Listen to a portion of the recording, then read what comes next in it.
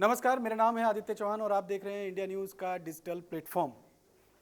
क्षितिज रवि प्रसाद बॉलीवुड का एक बड़ा नाम है। धर्मा प्रोडक्शन में ये साहब एग्जीक्यूटिव प्रोड्यूसर के पद पर तैनात हैं।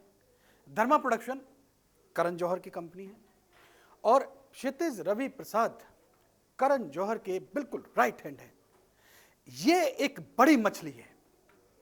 ये जो पूरा ड्रग्स का नेक्सस है बॉलीवुड के अंदर, उसमें अब एनसीबी के हाथ एक बहुत बड़ी मछली हाथ में लगी है।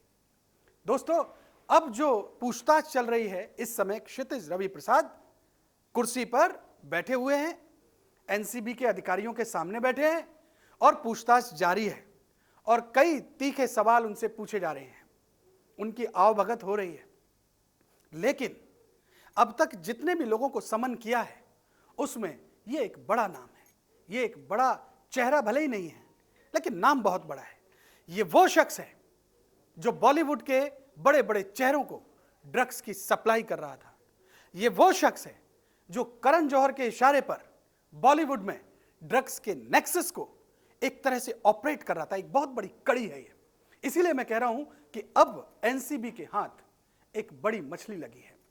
मैं क्षितिज रवि प्रसाद पर फिर से आगे डिस्कशन करूं, उससे पहले थोड़े से डॉट्स को कनेक्ट करने की कोशिश करते हैं। सुशांत सिंह की मौत के मामले में 3 एजेंसी इन्वेस्टिगेशन में लगी, सीबीआई, ईडी और नारकोटिक्स कंट्रोल ब्यूरो। सबसे पहले शिकंजे में आई रिया चक्रवर्ती, फिर उनके भाई शौविक चक्रवर्ती और उसके बाद धीरे धीरे कुछ ड्रग पेडलर्स आए, वो जैद विलात्रा, बासित अली परिहार और धीरे धीरे अब तो करीब 15 से 20 ड्रग पेडलर एनसीबी के शिकंजे में हैं। इस बीच जब रिया चक्रवर्ती के चैट रिट्रीव किए, तब उसमें पता लगा कि रिया चक्रवर्ती तो ड्रग्स लेती हैं, ड्रग्स मंगाती हैं, ड्रग्स रखती हैं। जब रिया चक्रवर्ती से पूछताछ हुई तो उन्होंने कुछ नामों का खुलासा किया, जिसमें रकुलप्रीत सिंह, सारा अली खान, सिमोन खमोटा,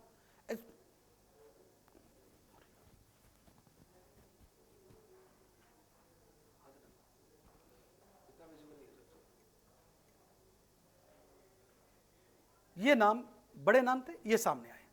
उसके बाद एनसीबी की इन्वेस्टिगेशन लगातार जारी थी।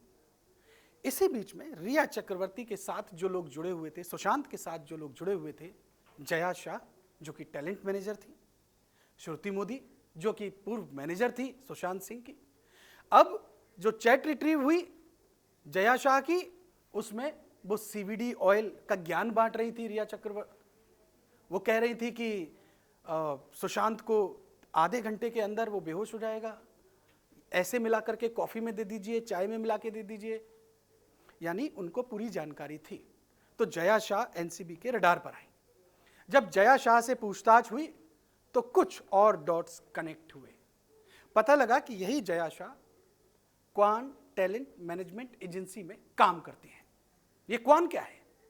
Kuan talent management agency Bollywood के करीब 45 से ज्यादा ए लिस्टर एक्ट्रेस और एक्टर को टैलेंट मैनेजर प्रोवाइड कराती है। जया शाह की कुंडली को थोड़ा सा और खंगाला गया तो उनका कनेक्शन करिश्मा प्रकाश से निकला। करिश्मा प्रकाश भी क्वान की एक एम्प्लॉई है। करिश्मा प्रकाश की कुंडली खंगाली गई तो पता लगा कि उनकी चैट तो दीपिका पादुकोण से हो रही है, और वो दीपिका पादुकोण वो मस्तानी, वो माल मंगा रही हैं, हश बीड, ये तो छोटी बात है, कोको चाहिए, कोकीन। आपको ध्यान होगा करण जौहर की 2019 की वो पार्टी जिसमें बड़े बड़े सितारे बैठ करके दम मारो दम, उनकी वो तस्वीरें इस वीडियो में देखिए किस अंदाज में बैठे हुए हैं ये लोग। सब लोग ऐसा लग रहा है ड्रग्स के नशे में मदमस्त हो रखे हैं, लेकिन ये लोग तो नकार रहे थे कि साहब ये तो ड्रग्स है ही नहीं। खैर, करिश्मा प्रकाश और दीपिका पादुकोण ये सामने आए। अब कुछ बड़े नाम, बड़े चेहरे आने शुरू हुए। इन्हीं की कुंडलियां जब खंगाल रही थी तो कनेक्शन जुड़ते जुड़ते पहुंच गया क्षितिज रवि प्रसाद की ओर। और बॉलीवुड के अंदर हर शख्स वो जानता है कि करण जौहर, जब तक जितने भी लोग जिनको फिल्मों में काम चाहिए, जिनको बॉलीवुड में काम चाहिए, उसको करण जौहर के दरवाजे पर आकर के मत्था टेकना पड़ता है, उनकी पार्टियों में शरीक होना पड़ता है, काम आसानी से मिल जाता है। अब जाकर के क्षितिज रवि प्रसाद एनसीबी के रडार पर आए हैं। समीर वानखेड़े जो कि डेपुटेशन पर मुंबई पहुंचे हुए हैं, एनसीबी के बहुत सुलझे हुए और बड़े तेज तर्रार दिमागी अधिकारी हैं, उन्होंने रेड डाल दी क्षितिज रवि प्रसाद के घर और वहां से ड्रग्स बरामद हुई। एनसीबी ने इन्हें समन किया था और अब ये साहब बिल्कुल एनसीबी के अधिकारियों के सामने बैठे हुए सवाल जवाब का दौर जारी है। करण जौहर साहब कब तक बचेंगे? दोस्तों, अब ये जो डॉट रिया चक्रवर्ती से बढ़ते हुए इनको जोड़िए, रिया चक्रवर्ती, शौबिक के बाद फिर वो सारा अली खान, श्रद्धा कपूर और सिमोन खंबोटा, उसके बाद दीपिका पादुकोण, करिश्मा, जया शाह, श्रुति मोदी और अब जाकर के ये क्षितिज रवि प्रसाद। और फिर आगे कौन? आगे क्या करण जौहर? उनके आगे कौन?